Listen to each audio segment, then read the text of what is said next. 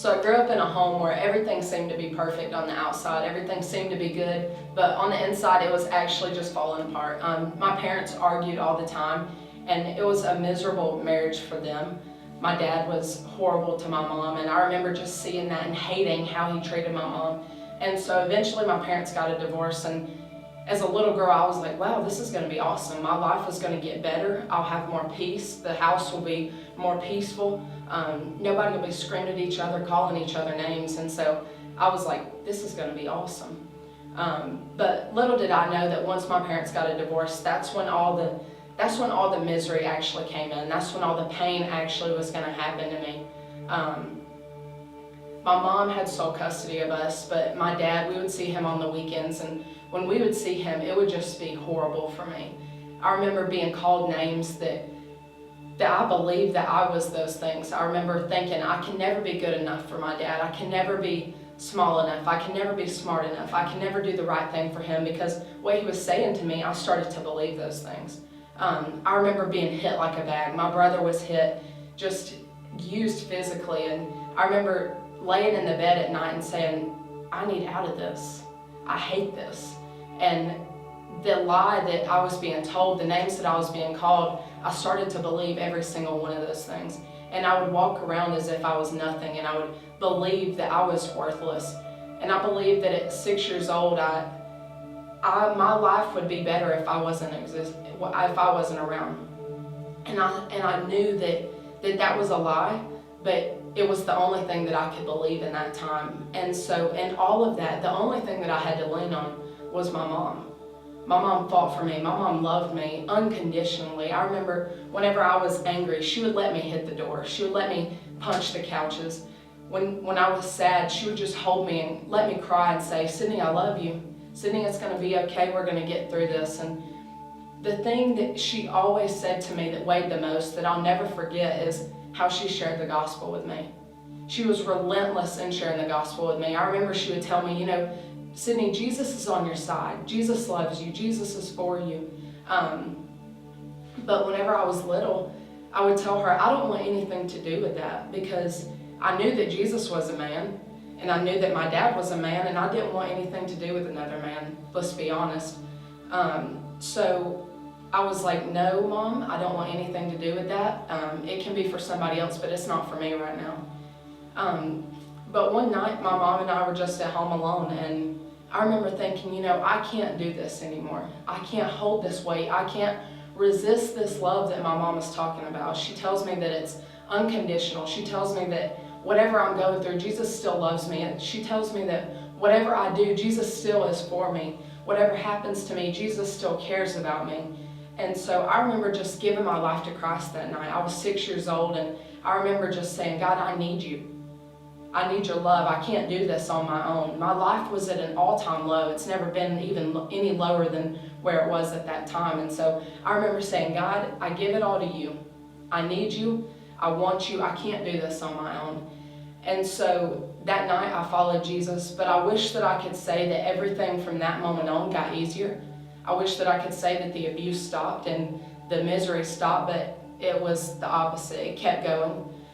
For about 3 more years, I remember being hit. I remember being called the names again. And I remember just being told that I was loved, but then being used later that night by my own dad. And so, once again, more anxiety, more fear, more anger, more confusion crept into my life. And so, I was a little girl walking around that was so defeated.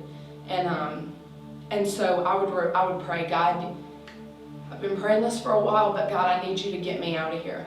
God, I can't do it anymore. I need you to get me out of here. You know I hate it here. And God once again made a way when there was no way. And so all of the rights were stripped from him, all of his visitation rights. And so I never saw him again. And in those moments, I would think, okay, God, thank you for doing this for me. Thank you for delivering me. And so from that moment on, my mom raised Joshua and I, my little brother, solely on her own without the help of anyone else.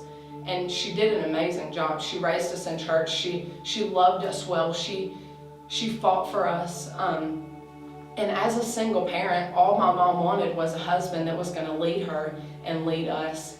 And I remember just praying, God, send me a dad that loves me. Send my mom a husband that loves her. And I remember as a little kid, this is going to seem so dumb, but we would pray that this man would have nice teeth and would be handsome. And we would pray that he would be a good leader and that he would be a strong believer in who Jesus is and how Jesus loves us. And so God delivered, of course. My mom would pray in faith, believing that God was not done with our family. And so God was able to introduce Jeff and my mom together, and they fell in love immediately, like they were meant to be. And so Jeff, a year later, my parents got married, and Jeff loves so well. And Jeff is a strong believer. Jeff does love us well. Jeff does have good teeth. And so all the things that we prayed for, we saw God deliver those things to us because of the faith that my mom had. And I'm not saying that my mom had any supernatural faith or that she was any better than anybody else, but I remember my mama just praying and saying, God, I need you to deliver. And God didn't let us down. God was always on time with that. And so one thing about Jeff that stood out among any other men that my mom could have ever dated or ever been with, Jeff loved Joshua and I. He loves us. And so there's one thing that he always desired, and that was to take my little brother and I on as his own. And so a couple years later, after my parents were married, we went through years of the court system. We went through years of agony in the court system, trying to figure it all out. And eventually, my biological dad was convicted of crimes and was convicted for what he had done to my little brother and I. And so in that moment, he was forced to give up his parental rights. And Jeff was able to take Joshua and I on his own. And so I see that and I think, wow, God, you're so good. In all the places that I've been, of all the things that I've seen, God, you remain faithful to me. And I think that that my story is a perfect representation of the gospel, how Jeff took Joshua and I on as his own. And he didn't have to do that. He already had kids. He saw that we were broken, and he saw how used I had been. And so he still decided to love me in all of it. He didn't have to, but he still chose me. And Jesus does the same thing. He saw me right where I was. He saw how broken I was. He saw how sinful I was. And Jesus said, Sidney, I still want you. You're still the desire of my heart, Sidney. I went to the cross for you, and I still want you as my own. And so I couldn't resist that love, and I can't resist Jeff. He's an amazing father to Joshua and I and the other 3 kids, and I just think about the faithfulness of God and how good he's been to us. And it's not anything that I've done. It's not anything that my mom has done. It's not anything that anybody in my family's done, but it's just the goodness of God and how good he is. And so as I'm older now, as I'm 17 and I look back to whenever I was little, I can say, God, you were good in those moments. You never let me down. You were always on time. And so anything in my life, the glory is to God. And I can't resist the love that God has for me.